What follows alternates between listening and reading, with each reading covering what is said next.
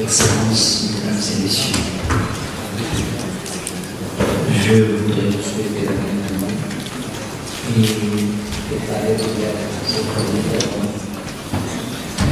de rapport sur la réduction des transferts et de la diaspora africaine qui est organisée dans le cadre des activités du Haut Comité en charge de la décennie et des racines africaines et de la diaspora africaine, présidée par le Togo.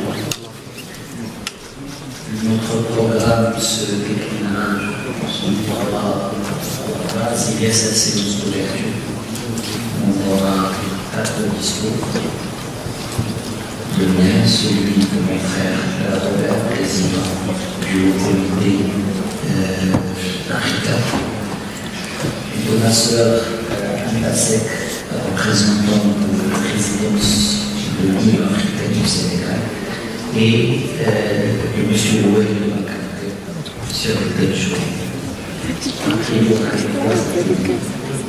Et on terminera par une séance de clôture des conclusions et de préparation du rapport.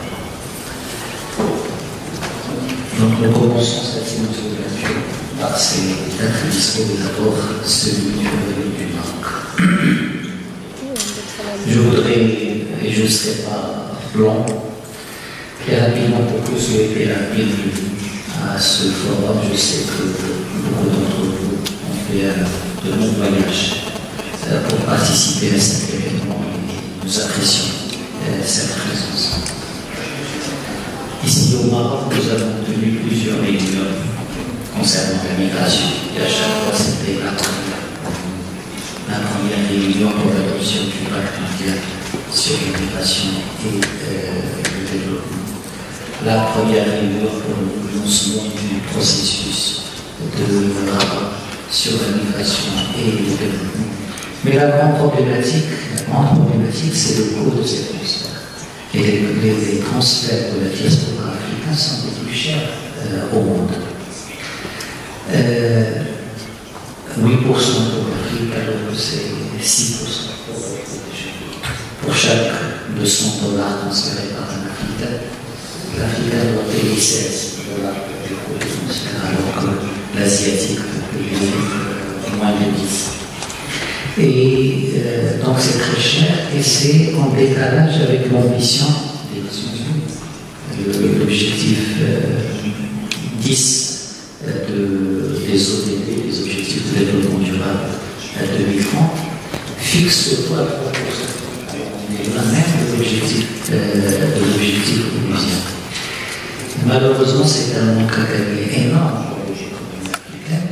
C'est dangereux parce que ça favorise les circuits informels et ça crée une frustration par rapport en comparaison avec d'autres diasporas, d'autres régions du monde, notamment la diaspora asiatique. Et donc il est fondamental qu'aujourd'hui, dans le cadre de ce forum, on puisse identifier des pistes de travail, traverser dans le travail du Haut Comité en charge de la décennie des racines africaines et des diasporas. Sortir du plaidoyer, sortir de la politique juste de contestation, vers des actions concrètes. Et je pense qu'on a autour de cette table le cadre des personnes pouvant proposer des choses tangibles, pouvant alimenter la réflexion pour nous permettre dans le cadre du Haut Comité, de proposer des choses aux autres États membres. Et là, on a plusieurs pistes dont on a discuté dans le cadre du Haut Comité. Qu'est-ce qu'on peut faire avec les nouvelles technologies, les outils technologiques qui peuvent nous aider à réduire ces coûts? Est-ce que le cadre réglementaire est suffisamment souple, suffisamment attractif pour réduire ces coûts? Est-ce qu'on a la compétition nécessaire entre les différents prestataires pour que ces coûts puissent bénéficier d'une concurrence vertueuse en faveur du migrant, en faveur de son pays, etc. Est-ce que la problématique de fond de la bancarisation des sociétés africaines n'est pas aujourd'hui pénalisante dans ce genre de situation? Je pense qu'autant de problèmes, autant de pistes de réflexion qui seront approfondies dans le cadre des 3 ateliers qu'on aura aujourd'hui. Mais le plus important, c'est qu'on ne sorte pas juste par des constats, juste par des doléances, mais qu'on sorte avec des propositions concrètes, avec des actions pilotes que l'on pourrait mener pour démontrer qu'on n'est pas juste un cadre, que ce forum n'est pas juste un cadre de débat, mais que c'est une force de proposition et que, à charge pour la présidence du Haut Comité de prendre ses décisions, ses recommandations et d'en assurer le suivi nécessaire. Tu peux être assuré, mon cher à côté de la présidence togolaise dans cet exercice, que la vision royale concernant comment la question de la migration, comment la question de la diaspora doit être traitée est un élément qui converge avec ce que vous faites. Pour Sa Majesté le Roi, la migration africaine n'est pas un problème. Mais pour l'Afrique et pour le monde, c'est plus une opportunité pour l'Afrique et pour les partenaires de l'Afrique. C'est cette approche positive qui doit animer nos travaux. C'est cette approche pragmatique qui va avec les solutions plutôt que se lamenter sur les problèmes. On va aussi guider le débat aujourd'hui.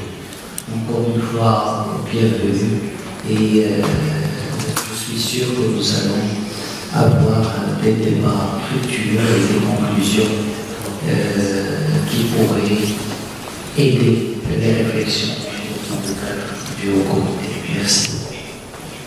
Et sans tarder, je vous renvoie à mon frère, le ministre des Affaires étrangères du Togo, mon cher Robert. Merci, cher ami Nasser.